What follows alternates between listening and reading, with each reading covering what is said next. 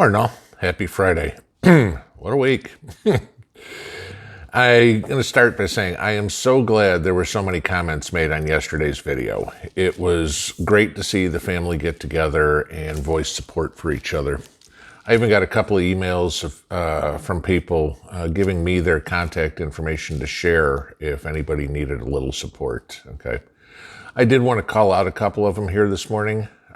Tequila Cactus and Palm Tree Prepper, both of whom volunteered to chat with people who needed help and really, in my mind, gave true meaning to family. Okay. Palm Tree Prepper also has a Facebook page called St. Cloud Prepping and Survival for all of you in Central Florida that may be looking for a local IRL group too. So special thanks to both of them from the bottom of my heart. I really appreciate you guys, taking to heart what I was saying yesterday. So, okay, on to regularly scheduled programming. So, did anybody hear that CNN is up for sale? It looks like AT&T is finally sick of losing money and is ready to cut ties with Jeff Zucker and the perpetual liars over at the Communist News Network. I guess 4 years of calling the public fascist and I can't say that word. No, I can't say, never mind. You know who I'm talking about. I guess those 4 years didn't raise ratings or entice people to come listen to what they had to say. You see, here's why. I don't appreciate being insulted for my beliefs, whether political, religious, social, economic. I'm betting most people don't. Okay. So I want to give you a little story in case, you hadn't seen this one. Okay. So there's a group called the Red Guard. They're members of a school youth group that had been created, and they're the most active participants in the Cultural Revolution. Okay, the Red Guard subjects people to criticism, which is their code word for humiliation and physical violence, usually in public, to the so-called people that are vested with power and following a capitalist path. Okay, so late on the evening of August 24th, the group went looking for a nurse at a local hospital. The group couldn't find the nurse, but later declared 9 of her co-workers monarchists and massacred them. Okay? They smeared the victims with paint. On some of them were put jester's caps. They hung tags on their chests that said, "I am evil," okay, and made them jump. Others were put on their knees and beaten on their feet. This massacre lasted for 3 hours. Okay. Later that night, some other groups of the Red Guard cut off the braids and shaved off the dyed hair of women, and also forced store and shop owners to change their names. Okay. The Red Guard stopped passers-by in the street and read them quotes supporting socialism while stealing money and valuables from them. Okay.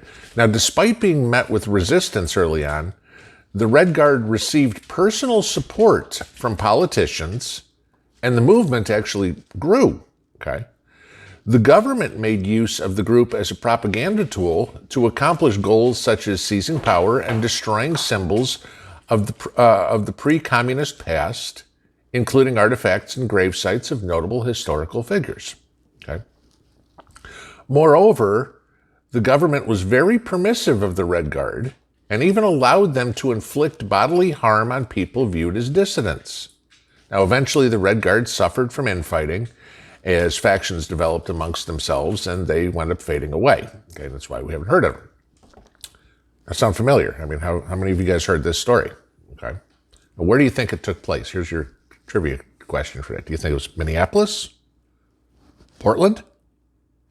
Seattle?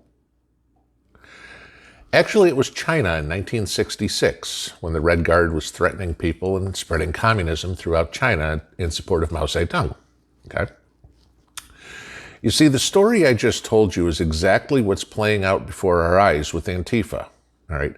They've threatened people. They've killed people. They've stolen from people. They've destroyed people's property. They tear down statues.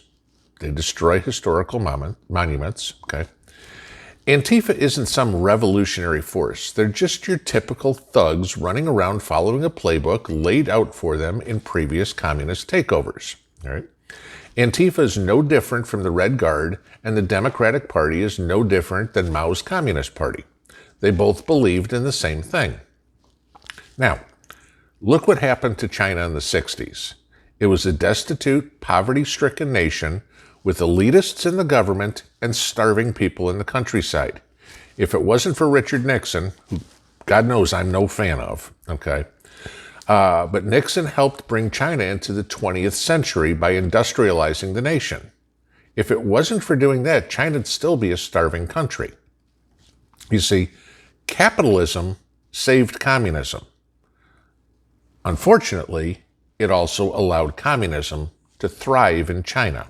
Okay? The Democrats want us to become China. Hell, Biden is beholden to China. A lot of us are old enough to remember China in the 60s, the 70s, the 80s, even the early 90s. Okay? We remember the pictures of the people starving, thin and frail, pretty much hopeless. This is what we're fighting against, folks. We're fighting for our way of life, the chance to raise our kids free, the ability to live our lives without somebody else telling us what we can and what we cannot do. This is why we prep. This is why we train. This is why it's so important that we all stick together, okay? You see, the alternative, which is pretty much being shoved down our throats, ain't pretty, all right? Antifa will eventually come to your door if we as a people do nothing, okay? Just like the Red Guard did in China. What are you going to do when that day comes? Here's a quote I want you to think about, okay? I'm just going to read this. They would be the first to be terribly unhappy if America somehow suddenly got rid of all its problems, even if only in their own way, and somehow suddenly became immensely rich and happy. Then they would have no one to hate, no one to spit on, and nothing to scoff at. There is only one animal, endless hatred for America, ingrained into their bodies. Now, I changed the name of the country in the quote, but other than that, it's a direct quote. Anybody want to guess who said it? That was actually Dostoevsky in 1872, 150 years ago, talking about socialists, okay? Except in the quote, it was Russia instead of America, okay? Yet that 150-year-old quote still sounds pretty accurate for today, don't you think? Just want you to think about that one today. Pinball out.